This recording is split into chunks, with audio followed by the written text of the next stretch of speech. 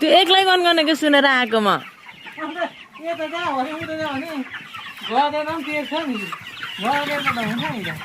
यता घटेर उता गरेर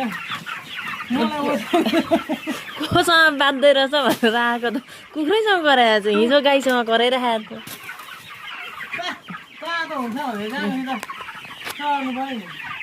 हाम्रो मम्मी अहिले नै कुखुरासँग बाज्नुहुन्छ गाईसँग बाज्नुहुन्छ हिजो मरिमरि गाईसँग बाजिराख्नु भएको थियो अहिले कुखुरासँग ए देखा यहाँ मेरो छोरा के खान्छौ